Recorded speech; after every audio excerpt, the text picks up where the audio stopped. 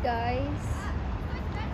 Yeah, ang ganda ng weather ngayon. After 1 week, alam niyo ba na after 1 week, nung last na na-vlog ko is snow dito 1 week ago. Ngayon bumalik na naman. Yung maganda yung weather namin. Let's see.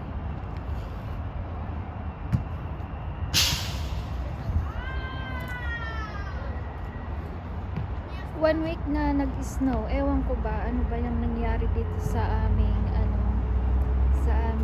weather. Ang sobrang mainit and then mag-snow and then ngayon mainit na naman.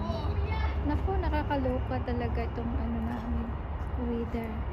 Kaya ito ngayon nasa labas na naman kami. Ang ganda ng kasi ng sikat ng araw. 2:47 in the afternoon. Nasa bansang ito. Ayan.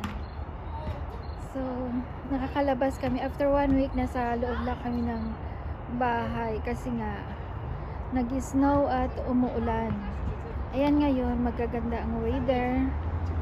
Kaka first lang namin na lumabas sa week na to. Kasi ang ganda ng sikat ng araw. Ayan. So, magbablog na naman tayo. Ito na naman tayo at magpintuhan. Ayan. Yung puro na sa social media natin ngayon, yung nangyari kay PRRD, diba, sa Daheg. Ayun, hindi ko din ma-express yung aking damdamin. Minsan naiinis ka at tumutulo lang yung luha sa mga videos na pinapanood mo about yung kay President Duterte sa nangyari sa kanya. Napakasakit bilang Pilipino, napakasakit talaga bilang Pilipino sa nangyari sa kanya. Hindi ko talaga maiwasan pag nanood ako ng mga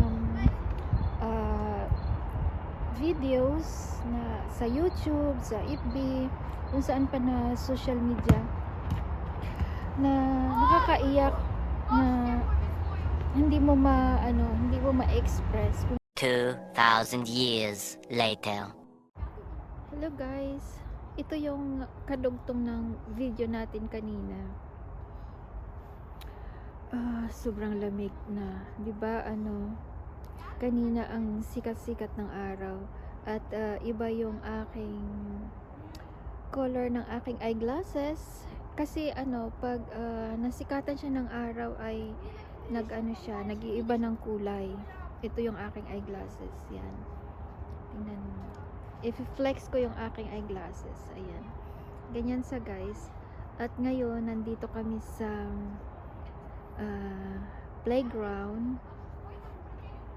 At ayan. Sila.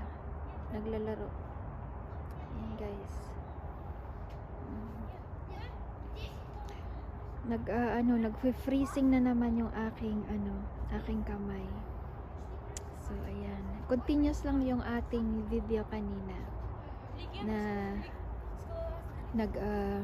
video ako about sa weather at saka sa ating social media ngayon about kay former President Duterte.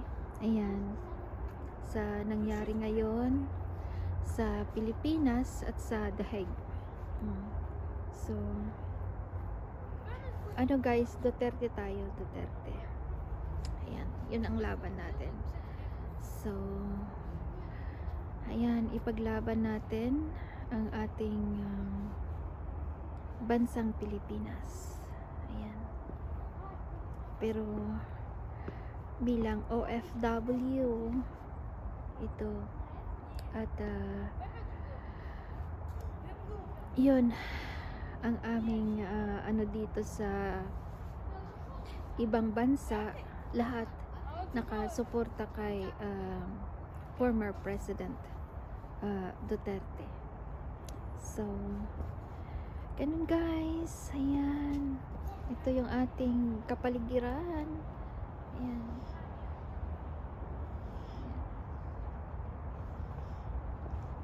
Ang ganda pala. Ang ganda ko dito ah. Ayan. Tayo iikot-ikot. Iikot natin yung ating camera. Ayan. So, ganun lang guys. Don't forget to subscribe our channel, Donna Rosa Vlog. Hit the button and all the notification is yours. Kung nagustuhan mo yung ating video ngayon, please subscribe. Donna Rosa.